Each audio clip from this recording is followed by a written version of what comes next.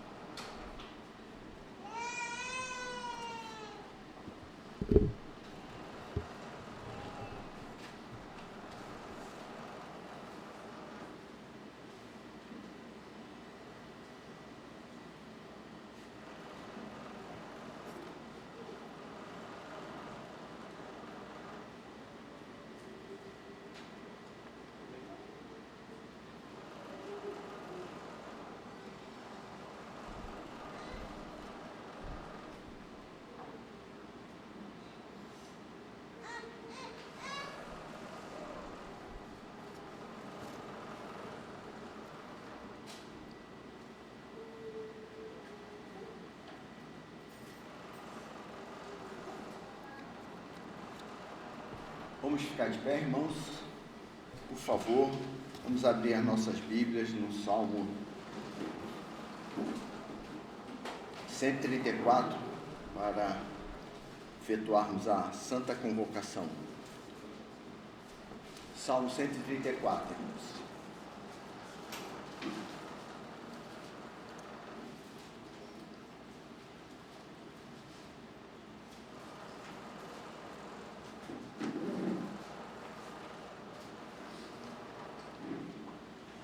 Bendizei ao Senhor, vós todos, servos do Senhor, que assistis na casa do nosso Senhor nas horas da noite.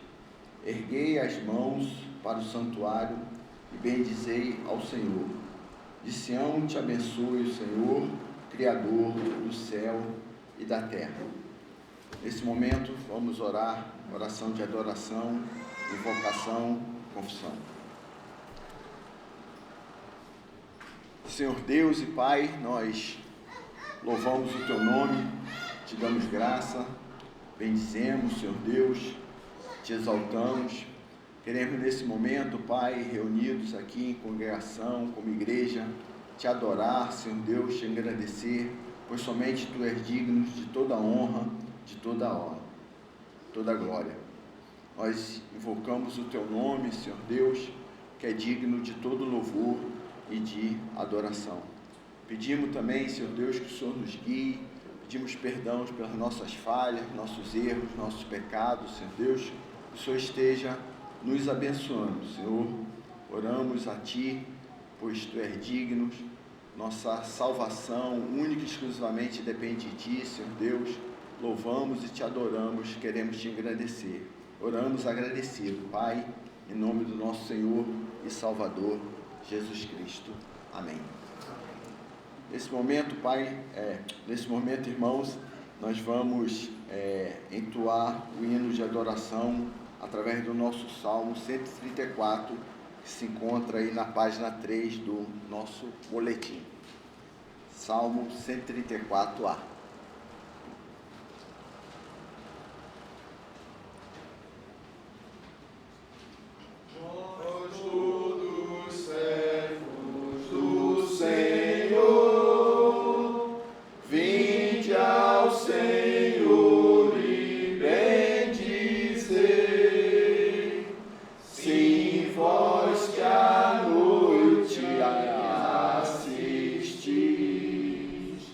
Na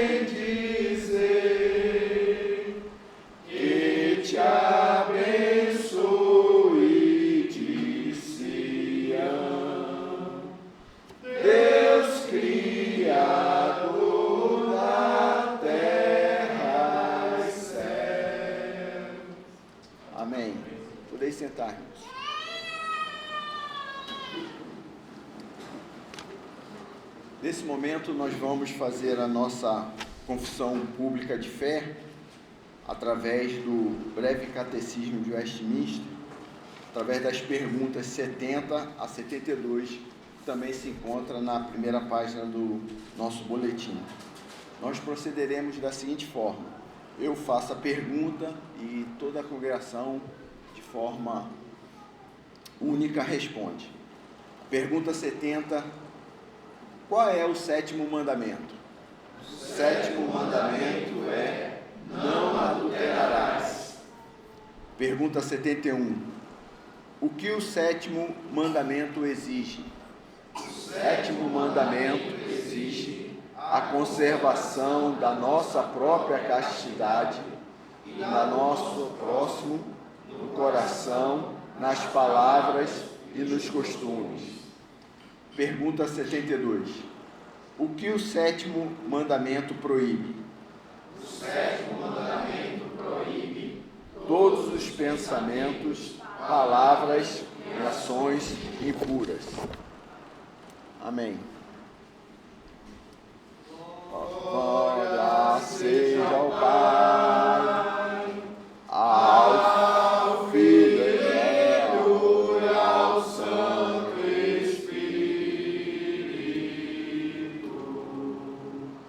como era no princípio, é hoje, para sempre, eternamente.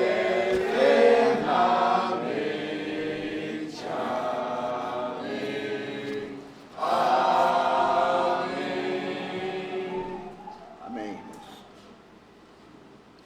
Vamos prosseguir com a oração de ações de graças e súplicas.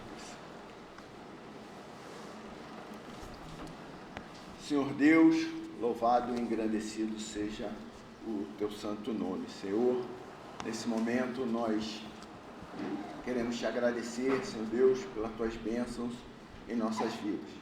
Oramos, Senhor Deus, em agradecimento aos aniversariantes, Senhor Deus, do mês de fevereiro: Maria da Conceição Queiroz da Silva, Maria Luísa de Melo França, Edna Marina Queiroz da Silva, Luiz Rodolfo Félix Ferreira, Senhor Deus, e outros que porventura não mencionamos. Senhor Deus, que o Senhor esteja abençoando, dando anos de vida, saúde, paz. Senhor Deus, queremos também levantar ações de graças e súplicas pela vida do pastor Eduardo Montarroios, que passou a semana internado, mas teve alta hoje, Senhor Deus, retornando para casa, para o seu lar. Que a sua saúde seja completamente restabelecida. Pai, nós te agradecemos. Oramos também, Senhor Deus, por nossas famílias, por nosso lar, pelas nossas casas. O Senhor esteja nos abençoando. Oramos também, Pai, pelos casamentos, Senhor Deus, pelos maridos, que eles possam ser Senhor dos seus lares, provedores, Senhor Deus. O Senhor esteja abençoando com portas de trabalho, de emprego, de sustento, que eles possam estar conduzindo sua casa e sua família para a tua direção, Pai. Oramos pelas mães, Senhor Deus, que elas possam cuidar dos seus lares, que elas possam, os pais e maridos e esposas, estejam cuidando dos seus filhos, estejam abençoando, Senhor Deus, que o Senhor esteja protegendo nos dias de hoje, nossa sociedade, nossa casa, nossos lares, nossas famílias, nossos entes queridos, Senhor Deus, que o Senhor esteja nos abençoando.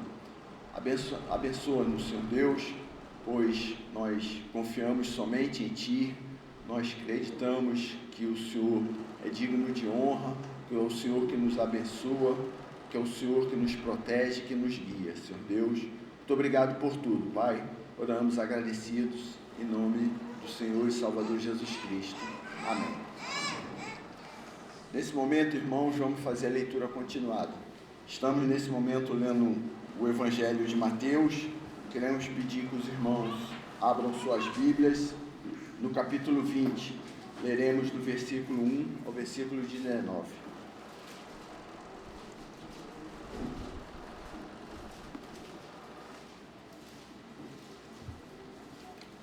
Mateus capítulo 20, versículo 1. Porque o reino dos céus é semelhante a um dono de casa que saiu de madrugada para assalariar trabalhadores para a sua vinha. E, tendo ajustado com os trabalhadores a 1 denário por dia, mandou-os para a vinha. Saindo pela 3ª hora, viu na praça outros que estavam desocupados e disse-lhes: Ide vós também para a vinha, e vos darei o que for justo. E eles foram. Tendo saído outra vez, perto da hora 6ª e da 9ª, procedeu da mesma forma. E saindo, por volta da hora 1ª, encontrou outros que estavam desocupados, perguntou-lhes: Por que estivestes aqui desocupados o dia todo? Responderam-lhe: Porque ninguém nos contratou. Então lhes disse ele: Ide também vós para a vinha. Ao cair da tarde, disse o senhor da vinha ao seu administrador: Chama os trabalhadores e paga-lhes o salário, começando pelos últimos, indo até aos primeiros. Vindo os da hora 1ª, recebeu cada um deles 1 denário. Ao chegarem os primeiros, pensaram que receberiam mais, pois também estes receberam 1 denário cada um. Mas, tendo-o recebido, murmuraram contra o dono da casa, e dizendo: Estes últimos trabalharam apenas 1 hora, contudo, os igualaste a nós, e suportaram a fadiga e o calor do dia. Mas o proprietário, respondendo, disse a cada um: Amigo, não te faço injustiça. Não combinaste comigo 1 denário? Toma-o, que é teu, e vai-te, pois quero dar a este último tanto quanto a ti. Porventura, não me é lícito fazer o que eu quero do que é meu? Ou são maus aos teus olhos, porque eu sou bom? Assim os últimos serão os primeiros, e os primeiros serão últimos, porque muitos são chamados, mas poucos escolhidos. Estando Jesus para subir a Jerusalém, chamou à parte os 12 e em caminho lhe disse: Eis que subimos para Jerusalém, e o Filho do Homem será entregue aos principais sacerdotes e aos escribas. Eles o condenarão à morte, e os entregarão aos gentios para ser escarnecido, açoitado e crucificado, mas ao 3º dia ressurgirá. Amém.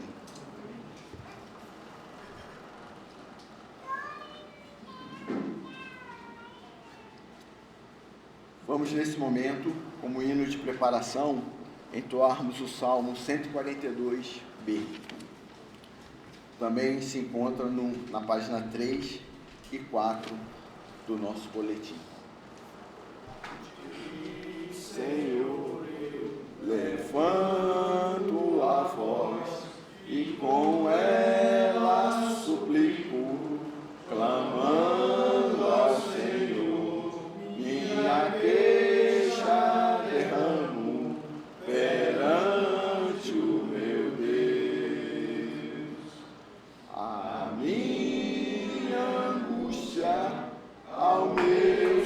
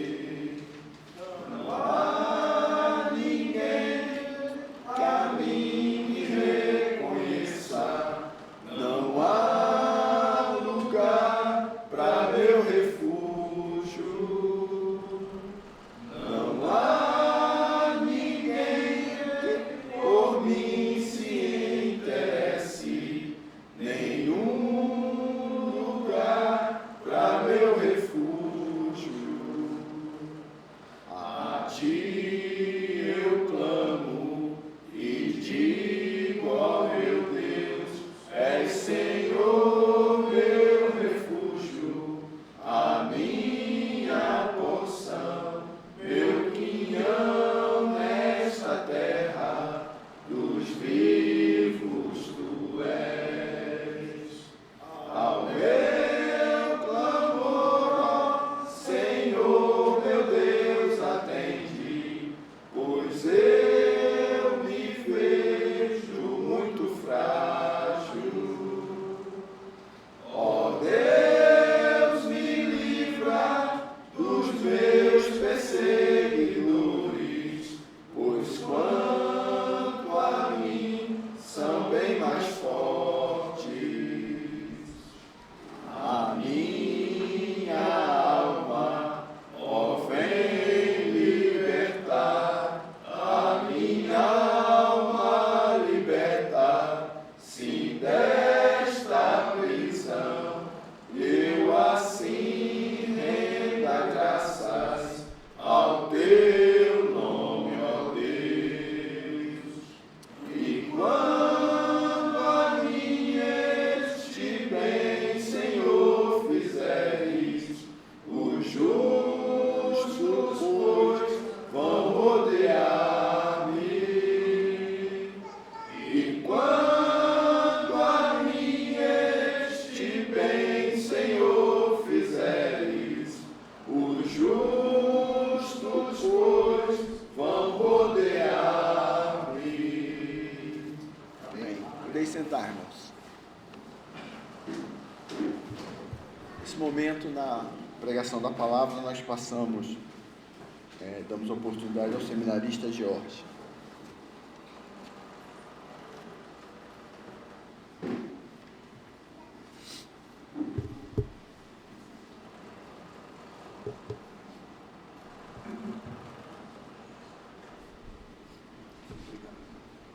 Boa noite, meus irmãos.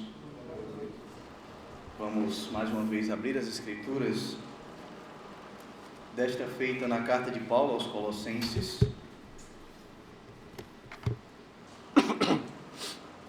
Perdão, meus irmãos, não acordei muito bem hoje, mas Colossenses, capítulo de número 4.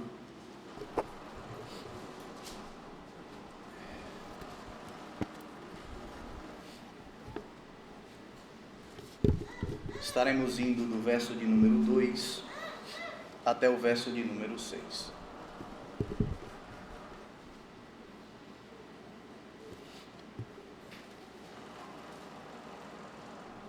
Assim diz a palavra do Senhor, Colossenses, capítulo 4, do verso 2 até o verso de número 6.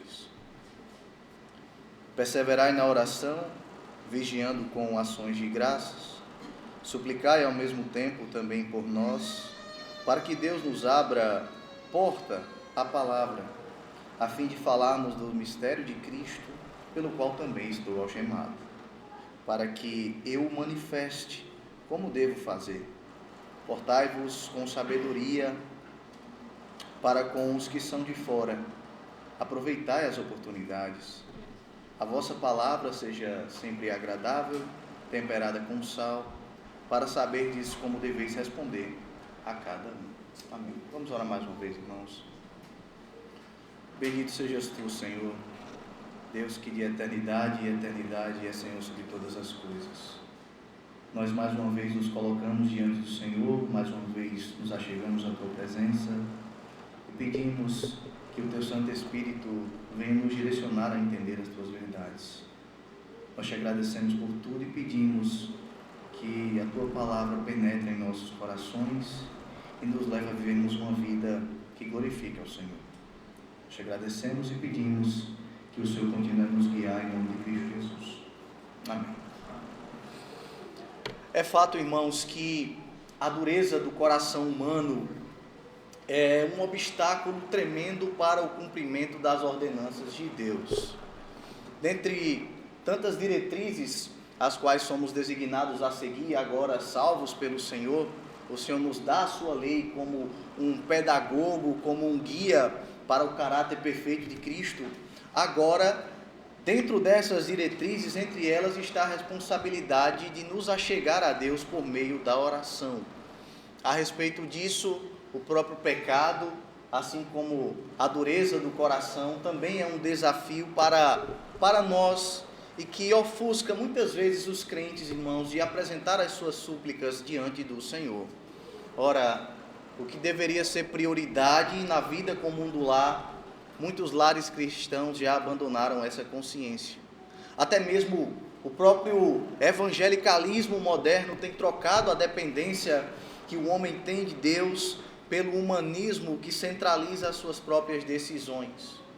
Mas todas as vezes, e prestem atenção, todas as vezes que o povo de Israel abandonou a oração e o reconhecimento da dependência de Deus, o resultado foi catastrófico. O povo de Israel é um exemplo para nós, explícito, de que quando as nossas decisões são tomadas fora dos desígnios de Deus, fora da vontade de Deus, mas somente segundo os anseios dos nossos próprios corações, nós não podemos esperar nada além de ruína.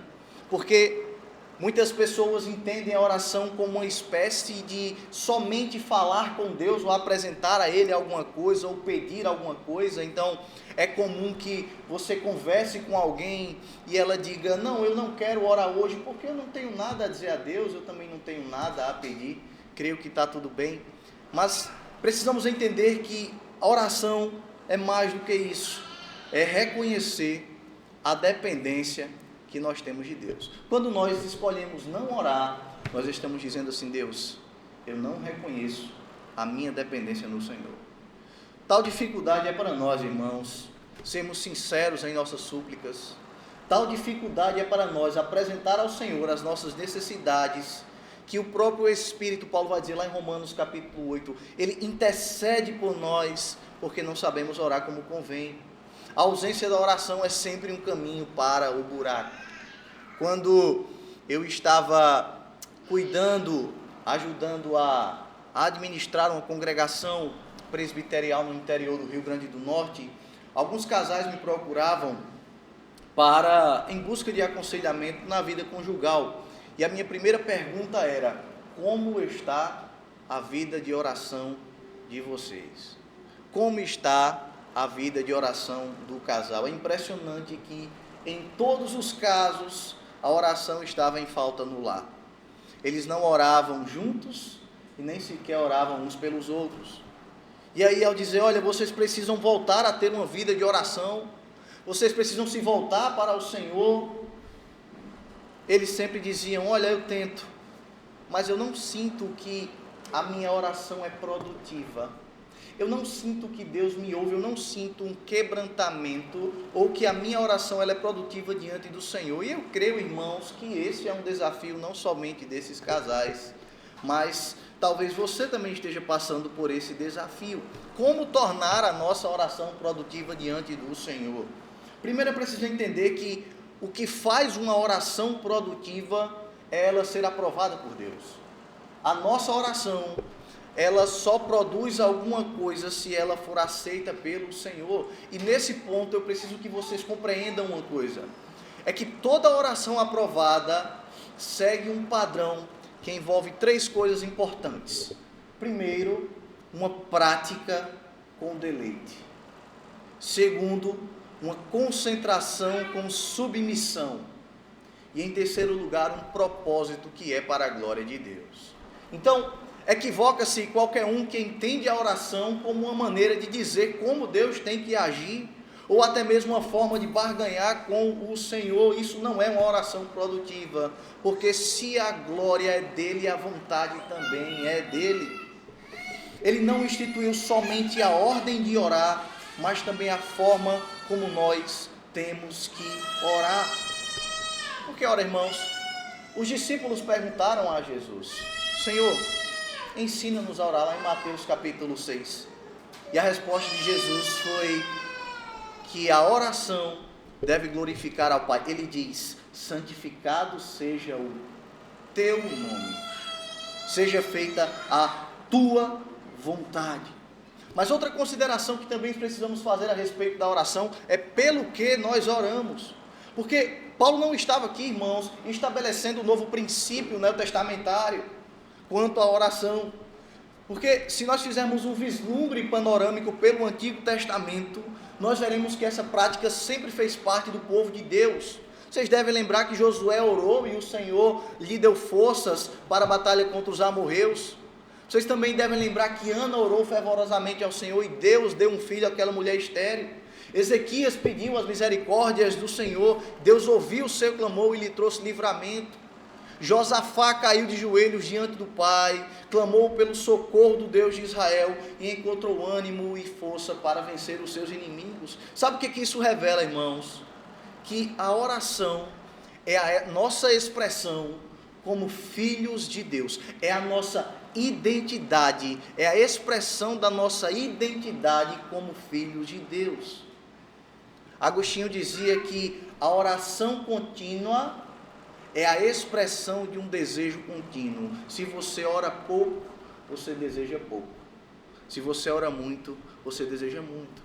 Então, qual deve ser o nosso desejo na prática da oração, irmãos? E o que uma oração verdadeira deve, portanto, produzir em nós? Tendo esse questionamento em mente aqui, a resposta de Paulo é que o alvo é a glória do Senhor. E é por isso que ele vai suplicar aos colossenses, vai fazer esse pedido aos colossenses: olha, orem para que uma oportunidade de proclamar o Evangelho venha a surgir. Porque, irmãos, o Senhor é glorificado quando a sua palavra é proclamada. E é o motivo pelo qual Paulo está pedindo para que os irmãos orem por isso. Então, eu quero chamar a atenção de vocês para meditar no impacto que essas palavras tiveram nos dias do apóstolo Paulo. É importante que você compreenda que a carta de Paulo aos Colossenses menciona 3 cidades: Hierápolis, Laodiceia e também Colossos, que nos dias do apóstolo Paulo havia se tornado parte da província romana na Ásia. Colossos era uma linda cidade, era estrategicamente localizada, mas sofria com um sério problema, que era as atividades vulcânicas. Contudo, era muito comum que as pessoas decidissem ainda morar ali por 2 motivos simples. Primeiro é que o solo vulcânico é um solo fértil, então era muito bom para a agricultura.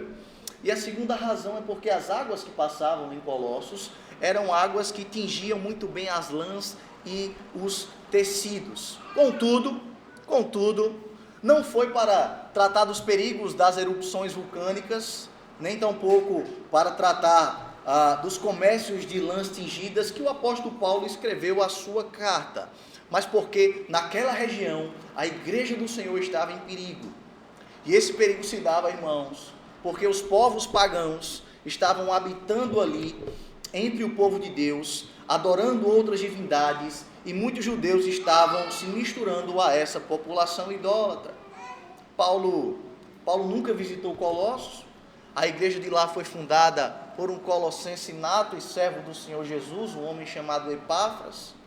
E na prisão, como Paulo agora estava, Epáfras visita Paulo, conta dos falsos ensinos que ameaçavam a igreja, e Paulo escreve essa epístola, essa carta, em resposta a essa visita. Então, a carta de Paulo aos Colossenses faz parte do conjunto das cartas da prisão, né? E aí essa cidade era, irmãos, tão impactada pelo paganismo que muitos estudiosos chegavam a chamá-la de a heresia de Colossos. Eu quero me referir a Colossos, então eu me refiro à heresia de Colossos. Toda sorte pagã estava espalhada por aquela região. Divindades como Cibele, Frigiana, Ísis, Demétrio, Artemis eram adoradas ali. Paulo vai acusar nos 3 primeiros capítulos dessa carta aqui obras como as falsas filosofias. Paulo vai falar sobre as filosofias que eram promovidas especialmente por um grupo dos gnósticos, que chegavam a negar até a própria divindade de Cristo. Paulo também denuncia o cerimonialismo judaico, a adoração de anjos, o ascetismo.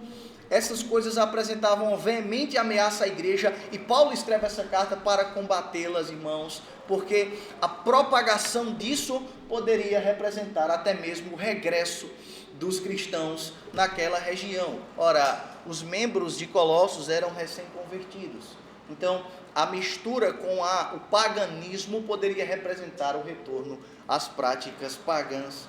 Então Paulo escreve essa carta para combater aquilo que era errado, mas que estava sendo considerado como coisas corretas, estava se espalhando na igreja. Os colossenses não poderiam abraçar essas heresias, abraçar esses ensinos pagãos. Pelo contrário, no capítulo 2, no verso de número 5, você vai ver que o apóstolo Paulo diz que o contrário de abraçar isso é fazer morrer as coisas que que esses falsos ensinos levariam os cristãos. Eles deveriam fazer morrer tais coisas como imoralidade, impureza, paixões carnais, avareza, ira, malícia, maledicência e mentira. Era sobre essas coisas que viria a ira de Deus. E diante de um cenário, irmãos, tão distorcido, o que seria suficiente para a igreja? Paulo responde: Cristo. Cristo. Esse é o tema principal da carta, a supremacia de Cristo sobre todas as coisas.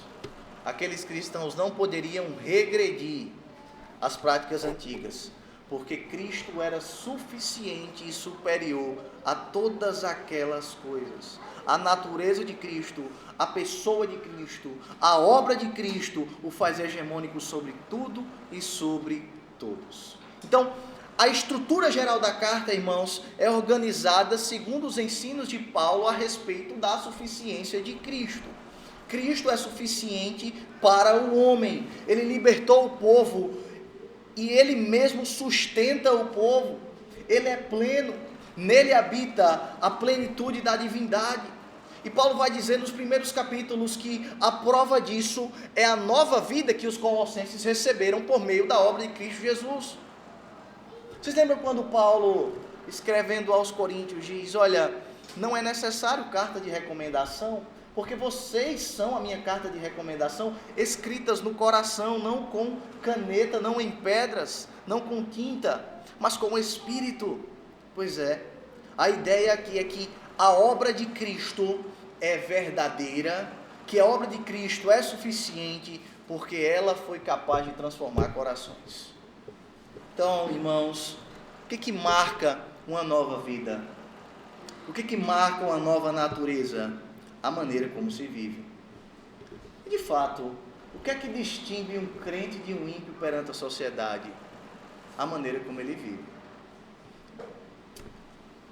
O teólogo D.L. Moody, ele diz assim: de 100 pessoas, 99 lerão o cristão. Uma lerá a Bíblia. O que estava querendo dizer com isso? É que as pessoas não sabem o que vocês fazem em secreto, mas elas testemunham o que vocês vivem. E a prova disso, o que dizia Paulo, é que a maneira como vocês vivem testificam a nova natureza que vocês receberam por meio da obra de Cristo. E ainda discorrendo sobre isso, já no finalzinho do capítulo 3, entrando no capítulo 4, Paulo vai fazer uma menção interessante, né? Porque ele mencionou os deveres do lar cristão, o que indica que possivelmente até mesmo a estrutura do relacionamento era algo a qual os pagãos estavam empenhados em distorcer. Eles estavam distorcendo até mesmo a maneira estrutural do lar cristão. É por isso que Paulo ensina como eles deveriam viver. Se vocês lerem com paciência, vocês verão que Paulo traz deveres para as esposas, para os maridos, para os filhos, para os pais, para os servos, para os senhores. Ele está dizendo a obra de Cristo também veio para estabelecer uma estrutura do lar cristão. E aqui no capítulo 4, que é onde nós estamos, nós temos aqui as últimas palavras de Paulo, escritas aos Colossenses, com os conselhos finais para aqueles irmãos, chamando a atenção deles para a oração e mostrando qual era o propósito dele a fazer um pedido aqui. Então, como nós vemos, ou podemos tranquilamente ver, no capítulo anterior, Paulo vinha exortando os cristãos a viverem de acordo com a nova natureza que eles receberam em Cristo. Essa era a recomendação de Paulo. Uma vez que eles nasceram de novo, eles não poderiam voltar aos rudimentos pagãos. E como eles conseguiriam fazer isso? Por meio da palavra, por meio do Evangelho. Se você voltar comigo lá no capítulo 3, no verso de número 16, Paulo diz: habite ricamente em vós a palavra de Cristo, instruí-vos e aconselhai-vos mutuamente em toda sabedoria, louvando a Deus com salmos e hinos e cânticos espirituais, com gratidão em vosso coração. Mas é curioso que depois de chamar a atenção para uma nova vida por meio da palavra, conforme o capítulo 3, verso 16, Paulo agora passa a ressaltar a importância da oração. Veja o verso número 2 do nosso texto: perseverai na oração, vigiando com ações de graças. Por que Paulo primeiro fala da palavra que liberta e agora ele inclui esse novo imperativo aqui da oração? É porque, irmãos, o efeito da palavra é a oração. É a oração. É a palavra que nos leva a orar. É a palavra que nos leva a orar. Os colossos não poderiam orar se eles não tivessem a palavra. Ora, irmãos, como nós nos comportaríamos corretamente diante de Deus, sem saber o que Ele exige de nós? Como podemos nos achegar a Deus, nos comportar diante de Deus, sem saber qual é a exigência dEle para conosco? Por meio da palavra, Deus fala conosco, e então nós respondemos por meio da oração, porque por meio da oração nós falamos com Deus. Então, entendam, antes de nos dirigir ao Senhor em oração, é preciso, diz Paulo, que a palavra dele habite ricamente em nós. E a recomendação de Paulo é: perseverem.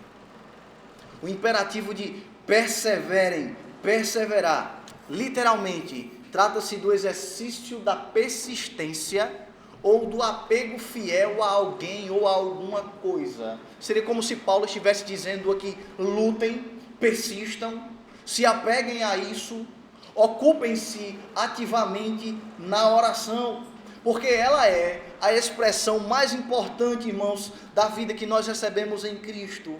É um meio de alcançarmos as nossas necessidades, a satisfação das nossas necessidades, tanto físicas como espirituais. Mas não somente isso, é a arma que Deus designou contra os ataques do diabo, assim como também é um meio de apresentar ao Senhor as nossas faltas, é o instrumento pelo qual nós nos deleitamos e mostramos ao Senhor e entregamos ao Senhor a nossa alma. Então notem, irmãos, isso não era uma novidade para os colossenses, eles já sabiam disso, mas Paulo novamente inclui isso nos conceitos finais por um motivo simples. É porque muitas vezes eles naufragavam na fé porque esqueciam de verdades elementares, como também é conosco. Quantas vezes nós já achamos que sabemos muito a respeito de um determinado tema, quando nós naufragamos e as nossas necessidades são apresentadas justamente por eles? A oração é um desses temas. Eles não podiam esquecer disso. Perseverem na oração. É um pilar importante para eles e era um pilar também importante para nós como igreja. Quando os apóstolos voltavam do Monte das Oliveiras para Jerusalém, todos perseveravam, Atos capítulo 1, verso 14, unânimes na oração. Como viviam os crentes convertidos, Atos capítulo 2, verso 42, e perseveravam na doutrina dos apóstolos, na comunhão, no partir do pão e nas orações. A oração, inclusive, em Romanos capítulo 12, verso 12, é uma das virtudes recomendadas pelo próprio apóstolo Paulo. Falando da armadura de Deus, o próprio apóstolo Paulo em Efésios capítulo 6, verso 18, diz que a oração deve ser feita em todo o tempo. Então, como os crentes deveriam perseverar nisso, irmãos? Paulo diz: vigiando, vigiando. O que é antônimo de vigiar? Ser negligente. É não vigiar. Jesus usou esse mesmo termo lá em Mateus capítulo 26, verso 41. Ele diz: vigiai e orai, para que não entreis em tentação. O espírito, na verdade, está pronto, mas a carne é fraca. Então, vigiar, irmão, significa dizer que eles deveriam estar alertas. Alertas a quê? Às tentações, para que elas fossem vencidas, e aos ataques dos falsos mestres. Irmãos, qual foi o erro de Davi? Foi não vigiar. Qual foi o erro de Salomão, seu filho? Não vigiar. E o que tem levado muitas pessoas a caírem em pecados incessantemente é a falta de vigilância também. Talvez você diga: a minha mente ela não é preenchida de pecado, mas talvez ela também não seja preenchida de outra coisa. Talvez ela não seja. Contudo, é preciso que você entenda, irmãos, que uma mente, ela jamais estará vazia de pecado se ela não estiver completa do Senhor, se ela não estiver preenchida de Cristo. Por isso que Paulo diz em 1 Coríntios capítulo 2, verso 16, nós temos a mente de Cristo. Então, permanecendo em oração, os irmãos estariam espertos às tentações, aos perigos pagãos que ameaçavam a igreja. E tudo isso Paulo diz: estejam alertas, vigiem com ações, final ainda do verso 2, de graças. Com ações de graças. Isso é, de maneira espontânea, movidos pela gratidão à vista das bênçãos já recebidas. Interessante que o próprio apóstolo Paulo, ele já havia citado aqui isso anteriormente, quando falava da velha natureza, ou melhor, da velha e da nova natureza. Se você for lá no capítulo 3, verso de número 17, Paulo diz: em tudo que fizerdes, seja em palavra, seja em ação, fazei em nome do Senhor Jesus, dando por ele graças a Deus Pai. O próprio apóstolo Paulo, irmãos, era um exemplo de quem servia ao Senhor com gratidão. Lembremos, Paulo estava preso no presente momento. Da prisão, ele escreve essas palavras aqui, e o pedido dele é para o progresso do Evangelho. Para Paulo, a importância estava no progresso do Evangelho, no crescimento. Ele estava preso por amor de Cristo, pregava com ousadia e dizia: orem para que isso continue a se propagar. Então o que fica claro, irmãos, é que os cristãos podem ser gratos ao Senhor por qualquer coisa que lhes aconteça. Interessante isso, porque muitas vezes nós nos achegamos ao Senhor por meio da oração, tratando-o como se ele fosse um gênio da lâmpada mágica. Só nos achegamos ao Senhor para pedir. Ou então, nós pedimos no intuito de que a vontade dele seja necessariamente a nossa. Senhor, que seja feita a tua vontade, mas tomara que a sua vontade seja a minha. Ou que eu preciso, como é comum hoje em dia, eu determino, ou eu não aceito. Paulo diz: a oração de vocês tem que ser com ação de graças. Seria dar graças a Deus por meio da oração. É lógico, irmãos, que dar graças a Deus também é dado, ou pode ser considerado um elemento dividido da oração, como ele mesmo institui na Escritura, por meio de salmos, hinos e cânticos espirituais. Mas o que Paulo está chamando a atenção aqui é para o fato, irmãos, de que diante de corações manchados pelos pecados, muitas vezes nós somos tentados a pensar: eu não tenho nenhum motivo para orar. É por isso que ele diz com ação de graças, porque quando nos faltar motivo para orar, nunca nos faltará motivos para agradecer. Nunca. Nunca. Ele diz em Filipenses capítulo 4, verso de número 6, não fiquem preocupados com coisa alguma, mas em tudo, sejam conhecidos diante de Deus os seus pedidos, pela oração e pelas súplicas, com ações de graças. Comentando esse texto, um certo comentarista chamado Calvino, ele diz que oração e ação de graças é um meio pelo qual nós apresentamos as nossas necessidades a Deus, sem esquecer dos favores que já recebemos dele. Então, a ação de graças impede que fiquemos o tempo todo pedindo, sem reconhecer aquilo que o Senhor Deus já nos deu. Então, irmãos, você não sabe pelo que orar, agradeça, porque isso impede a sua murmuração e o seu egoísmo diante do Senhor. Mas veja o que diz Paulo no verso de número 3, suplicai, ele disse no início, perseverai. Agora ele diz, suplicai ao mesmo tempo também por nós, para que Deus nos abra porta à palavra, a fim de falarmos do mistério de Cristo, pelo qual também estou algemado. Suplicai ao mesmo tempo também por nós. Nós quem? Paulo e os seus companheiros, a saber, Timóteo. Ele vai mencionar Timóteo no capítulo 1, no verso número 1. Epáfras,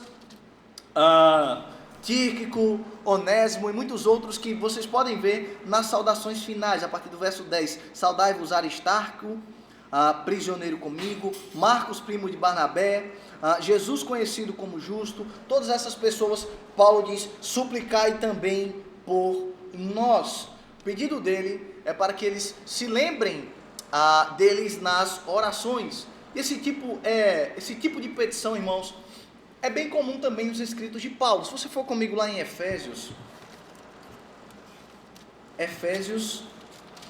no capítulo 6, volta só algumas páginas, Efésios capítulo 6, veja do verso 18 ao verso de número 20, como essas palavras são semelhantes aqui, o pedido é parecido, né? A partir do verso 18, Efésios capítulo 6, com toda oração e súplica, orando em todo o tempo no Espírito, e para isso vigiando com toda perseverança e súplica por todos os santos, e também por mim, para que me seja dada no abrir da minha boca a palavra para com intrepidez fazer conhecido o mistério do Evangelho, pelo qual sou embaixador em cadeias, para que em Cristo eu seja ousado para falar, como me cumpre fazê-lo. Entendam a semelhança dessas palavras aqui. Aqui ele pede para que uma porta lhe seja aberta para a proclamação do reino. Então, escrevendo aos Efésios, ele pede para ter coragem para anunciar o Evangelho nessa porta que lhe será aberta. Veja que interessante, irmãos. Mas entendam, quando nós olhamos para as Escrituras, de maneira geral, nós entendemos, por exemplo, no episódio de Daniel, interpretando o sonho de Nabucodonosor, ele pede aos seus companheiros para que roguem as misericórdias de Deus, para que eles não fossem mortos, junto com os outros sábios. E aqui Paulo também pede oração por uma causa, e o que nós temos em comum com todos os textos é que todos os motivos pelos quais as orações são suplicadas são motivos que glorificam ao Senhor.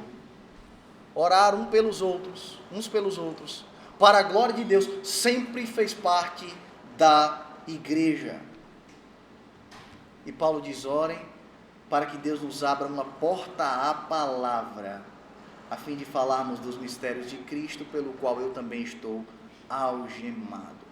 Porta à palavra, como é mencionado aqui pelo apóstolo Paulo, irmãos, diz respeito à oportunidade de pregar a mensagem cristã, a palavra de Cristo, a palavra da verdade. Paulo poderia pedir várias outras coisas. Ora, ele estava preso, mas ele diz, não, orem para que o Evangelho seja proclamado. Como essas palavras são preciosas para nós, irmãos, porque existe uma razão pelo qual Paulo centraliza o seu pedido no progresso do Evangelho. É porque a base da oração é pedir o que nos foi prometido. Por que Paulo pede para proclamar o Evangelho? Porque ele sabe que foi prometido aos que ouvem e abraçam a eternidade com o Senhor. Isso é interessante. Nós somos levados a orar quando nos lembramos das promessas de Deus. Se você for comigo lá no Salmo de número 27, texto que hoje nós meditamos mais cedo na igreja da Aliança, Salmo 27. Veja o verso 4 e o verso 5.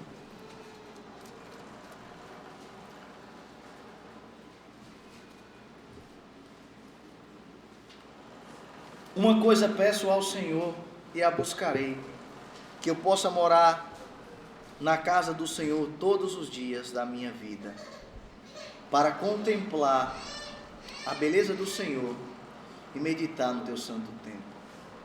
Pedido aqui de Davi, ele pede para morar na casa do Senhor. Motivo, verso número 5, ele diz o motivo: pois no dia da adversidade ele me ocultará no seu pavilhão, no recôndito do seu tabernáculo me acolherá, levar-me-á sobre uma rocha. A oração é por algo que foi prometido. Se você vê ainda no mesmo Salmo, verso 13, verso 14, veja: eu creio que verei a bondade do Senhor na terra dos viventes. Eu peço porque creio. Espera pelo Senhor, tem bom ânimo, fortifique-se o teu coração, espera, pois, pelo Senhor. Irmãos, não é a minha situação, não é as minhas circunstâncias, mas em quem eu deposito a minha esperança. Paulo diz: orem para que o Evangelho seja propagado, porque para os que abraçam o Evangelho existe uma esperança de vida eterna. Nós somos levados, como Paulo, a entender, irmãos, que a nossa esperança está naquele que nós esperamos, que é o Senhor. Como Paulo, muitas vezes também seremos levados a orar nas adversidades. Quantas vezes parece que estamos no fundo do poço e não nos resta mais nada, somente a oração? Esse foi o pedido de Paulo em 2 Coríntios. Senhor, tira-me de mim o espinho na carne. Ele diz: a minha graça te basta. Irmãos, a graça do Senhor nos basta. A graça do Senhor nos basta. Talvez você se pergunte, né? Por que Paulo anunciava essa esperança vindoura? Vá lá em 1 Coríntios. 1 Coríntios, capítulo número 15, verso 19. Texto muito famoso, irmãos. 1 Coríntios, capítulo 15, verso 19. Ele diz qual é o alvo da nossa esperança. Isso nos leva a entender por que esse era o seu pedido quanto à oração, ao anúncio do Evangelho. Se a nossa esperança em Cristo se limita apenas a esta vida, somos os mais infelizes de todos os homens. Por que a oração de Paulo era para a propagação do Evangelho? Porque os filhos de Deus, eles possuem um destino na eternidade. Eles não ficarão aqui. Ele estava preso e diz que nos abra portas a fim de falarmos dos mistérios de Cristo. Os mistérios aqui é justamente isso, é aquilo que estava oculto e agora foi revelado. É o conteúdo do Evangelho como fonte de salvação.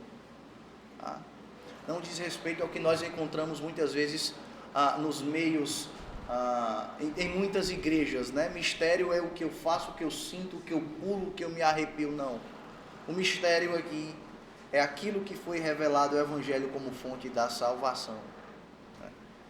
Ele não está mais limitado aos judeus, mas está plenamente revelado e concretizado em judeus e em gentios. E Paulo diz: eu estou algemado, eu estou preso por isso, eu estou sob custódia como resultado da proclamação desse mistério do Evangelho.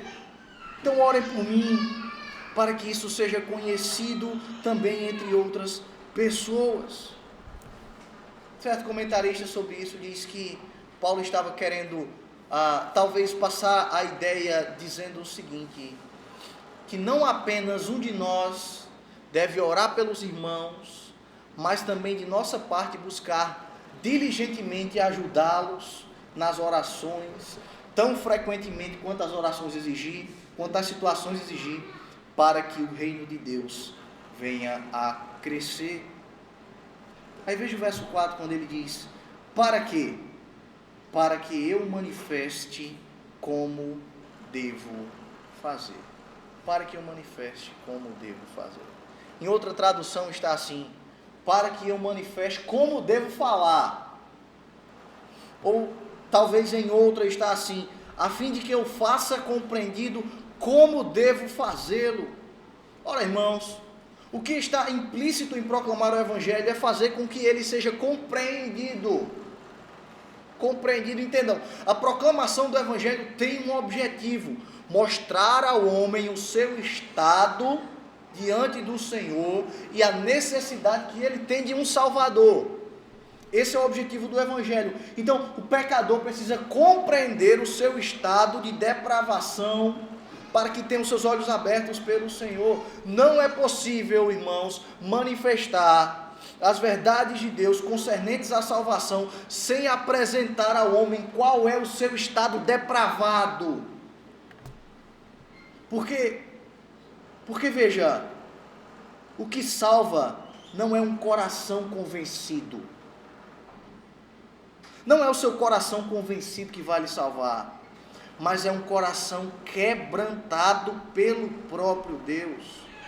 Ele que vai nos levar a crer, e é Ele que tem que fazer com que a sua palavra seja entendida nos nossos corações. Então, irmãos, isso nos lembra as palavras de Paulo também aos Romanos, capítulo 10, verso 14. Como, porém, invocarão aqueles que não creram? E como crerão aqueles que nada ouviram? E como ouvirão se não há quem pregue? Entendam. Eu prego, se ouve e se crê. Eu prego, percebam que pedir a Deus para que abra uma porta à palavra diz respeito não somente a aproveitar as oportunidades aqui, mas também criar essas oportunidades. Eu crio oportunidades, aproveito essas oportunidades, prego o Evangelho, anuncio as boas novas, as pessoas ouvem, ouvir aqui é compreender, e elas creem. É por isso que Paulo diz, como devo fazer, para que eu fale de maneira que as pessoas possam compreender.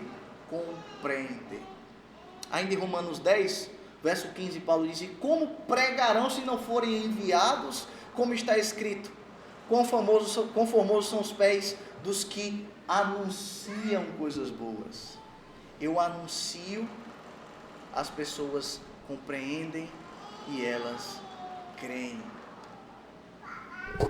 É fato que Paulo estava preso, então ele não poderia fazer muita coisa ali, pelo menos não em meio diante das regiões, né? Não poderia sair anunciando as boas novas, mas o princípio aqui é criar e aproveitar as oportunidades para fazer o reino de Deus conhecido. E aí eu quero enfatizar mais uma vez esse princípio aqui, irmãos. Só é convertido pelo Senhor aquele que compreende a obra de Cristo, aquele que é levado a compreender a obra de Cristo. É importante demais compreendermos isso aqui, porque infelizmente há muita gente pensando que a salvação de Deus não impacta na nossa consciência. Então, de maneira irracional, há muitas pessoas que imaginam a eternidade com o Senhor sem ter uma mente renovada por Ele.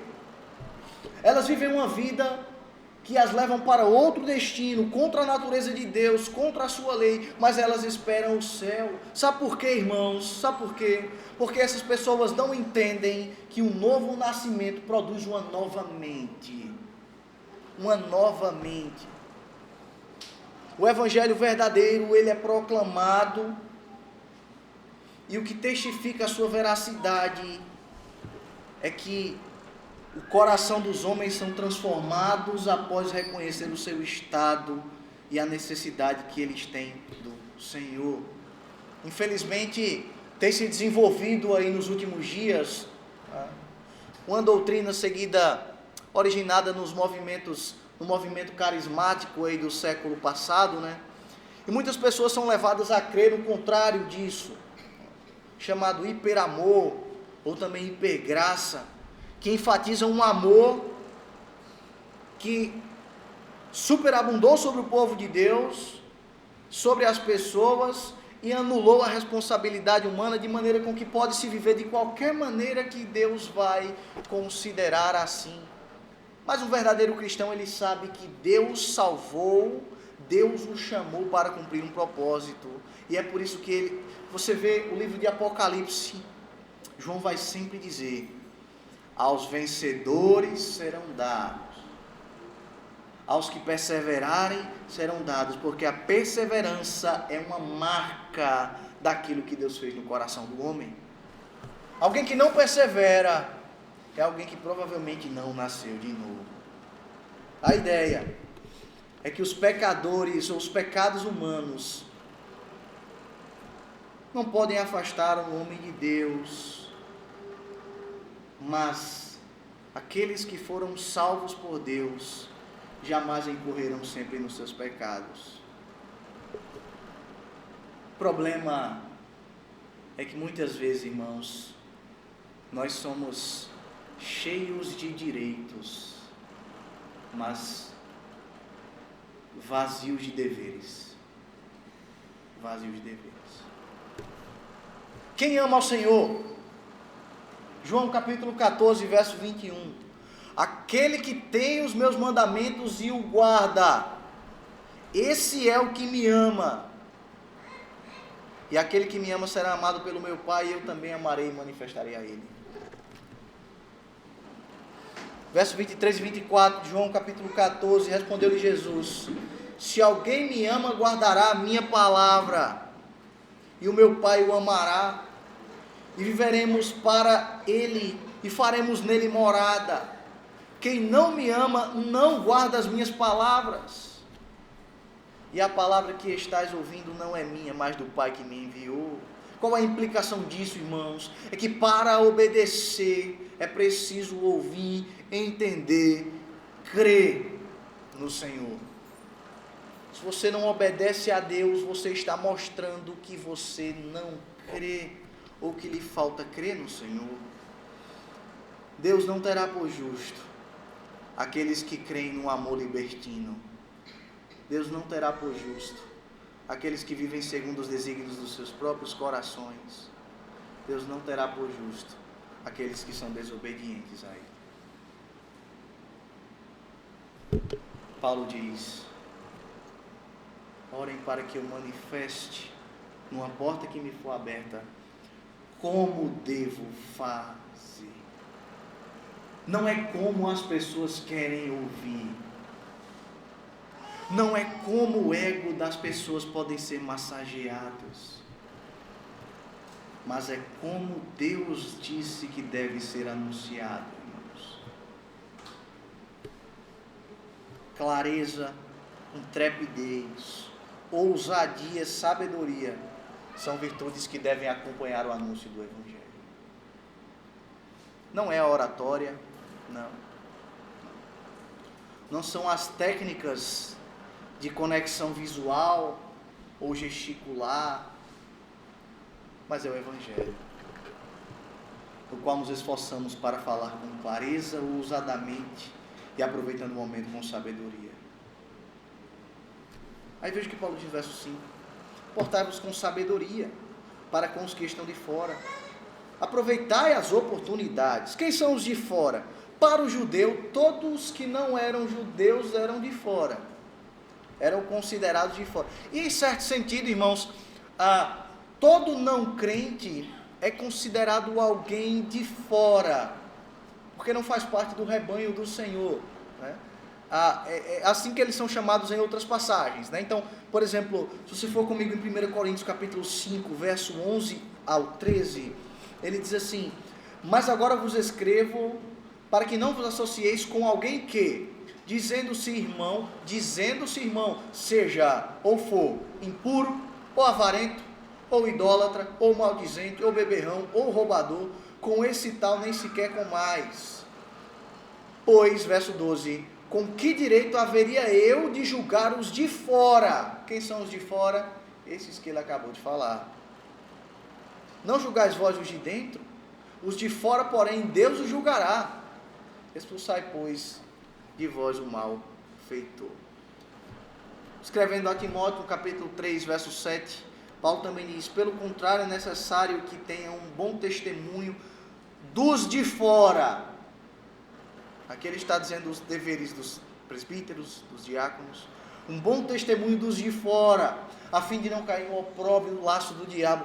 Então, esses de fora aqui são os descrentes, os incrédulos, os que são estranhos ao povo do Senhor. E qual era a relação deles aqui, dos de fora com os cristãos?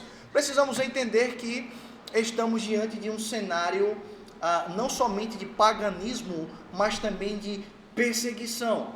Os cristãos eram acusados pelos de fora de ateísmo, por exemplo, porque serviam a um Deus invisível. Era comum que houvesse poste ídolos e estátuas, enfim. Eles eram chamados de antipatriotas, porque não queimavam incenso diante do imperador. Os cristãos também eram chamados pelos de fora de imorais, porque frequentemente eles tinham que se reunir em ambientes fechados, de portas fechadas, devido à necessidade. Eles eram chamados de canibais pelo conhecimento equivocado que eles tinham da ceia do Senhor. E Paulo entendia que a última coisa que os cristãos deveriam fazer, irmãos, era agir de maneira inadequada.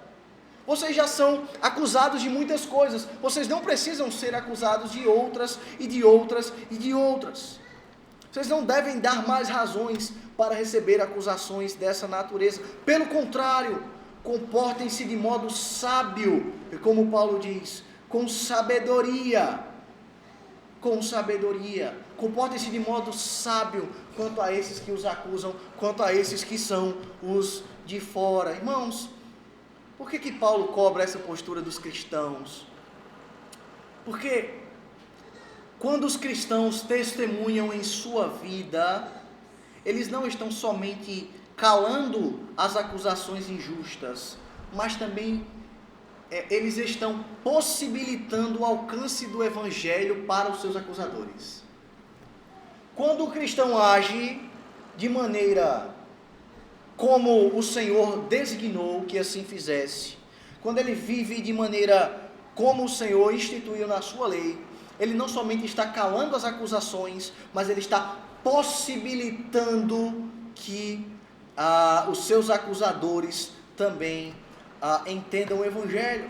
O bom procedimento dos cristãos seria um meio de acusar a consciência dos de fora. Lembra quando Paulo diz assim, quando alguém, o próprio Senhor Jesus, quando alguém lhe fizer mal, faça o bem, porque assim você amontoará brasas vivas sobre a cabeça dele.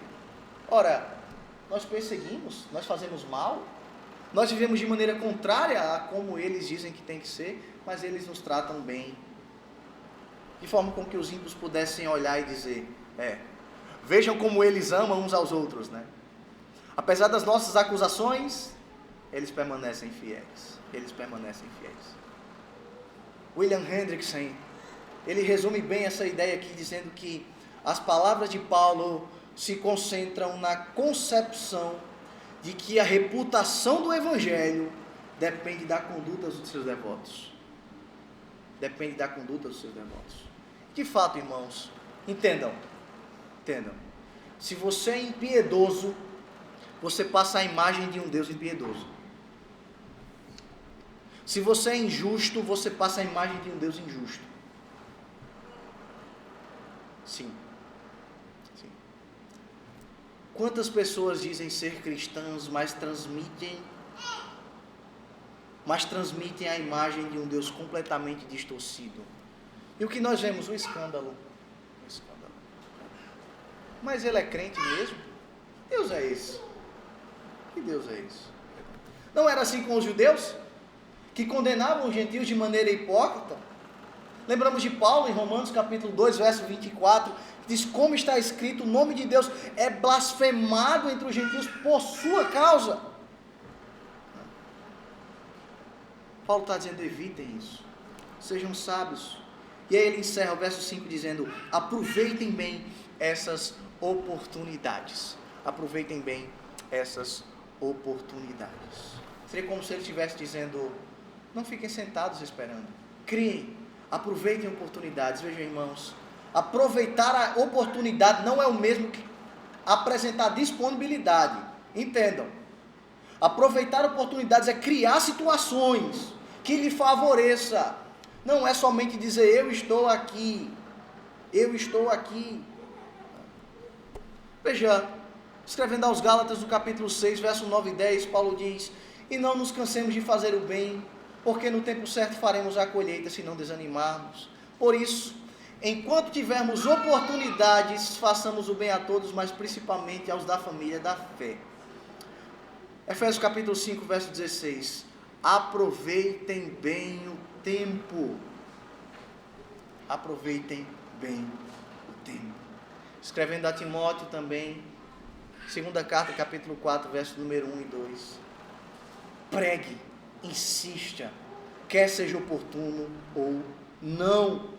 Verso 6 ele diz, para concluir: a vossa palavra seja sempre agradável, temperada com sal, para saberdes como deveis responder a cada. Palavra agradável não é bajulação. Não é bajulação.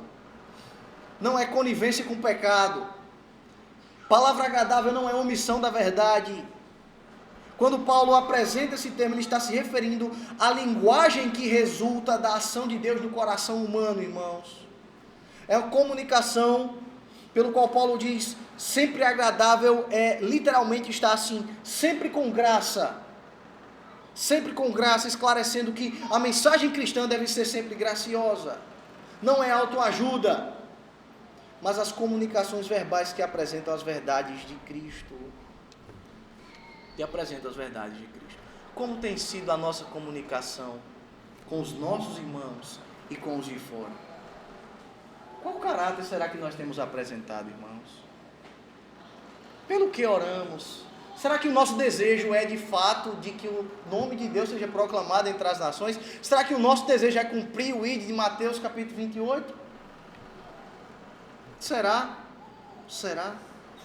Mas ele diz que as palavras devem ser sempre agradáveis, temperada com sal. O sal tinha muitas funções nos tempos antigos, né?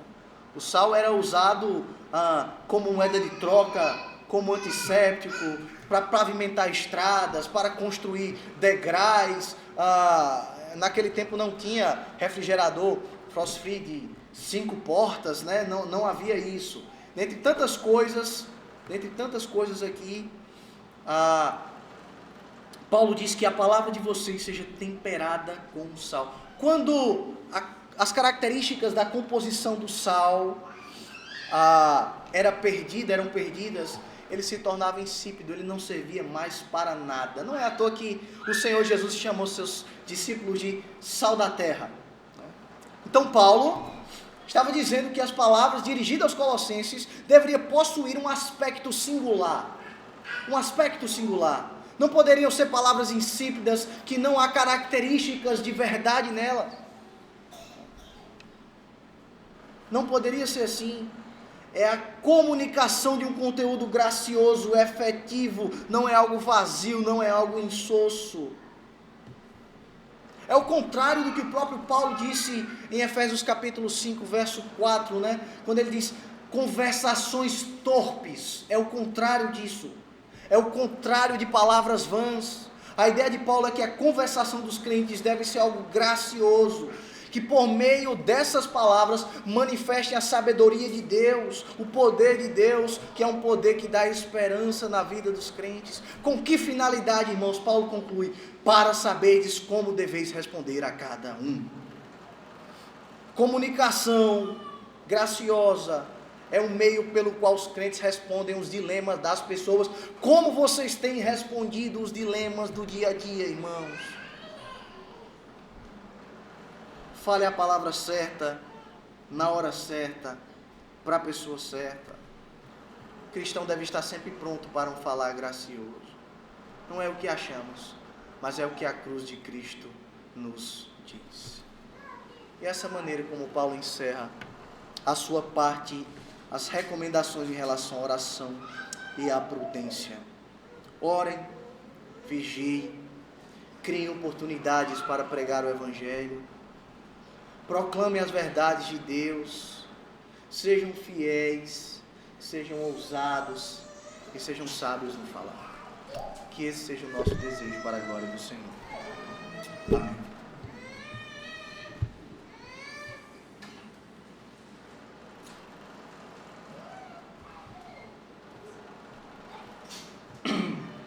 Cantemos ao Senhor, irmãos. Fiquemos de pé e oremos ao Senhor.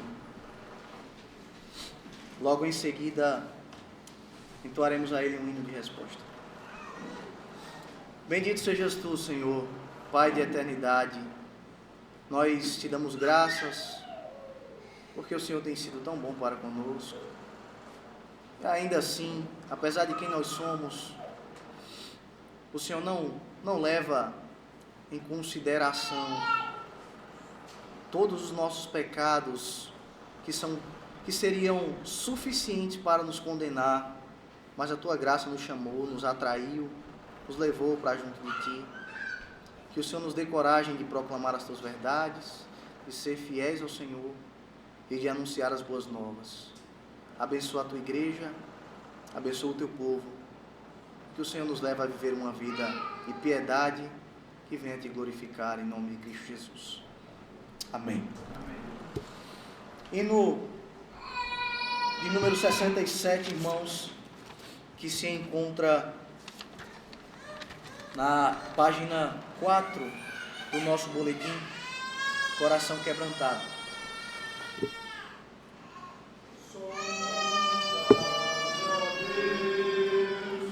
Pois vês meu coração, prova-me, ó Pai, que peço em oração, de todo mal, liberta-me, Senhor, até da transgressão que oculta for. Vem me lavar dos vis pecados meus, conforme prometeste, bom Deus. Faz-me arder e consumir de amor, pois quero Te magnificar, Senhor. Todo meu ser não considero meu, quero gastá-lo no serviço Teu. Minhas paixões Tu podes dominar, pois Tu, Senhor, vieste em mim morar. Lá no alto céu, o avivamento vem, e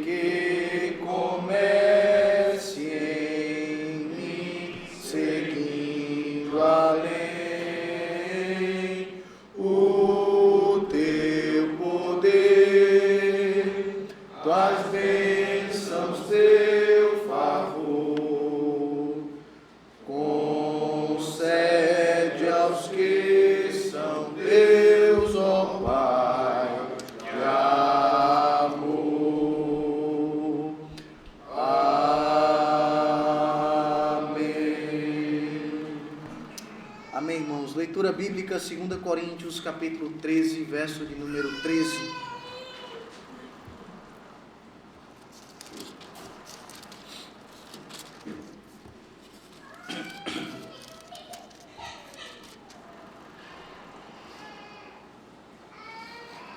A graça do Senhor Jesus Cristo e o amor de Deus e a comunhão do Espírito sejam com todos vós. Amém. Ó Deus supremo, benfeitor,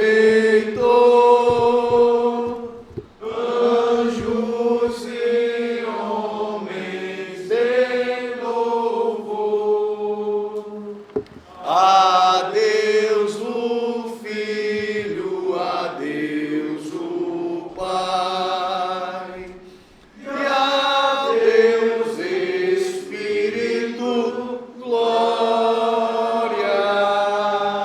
dai. Amém.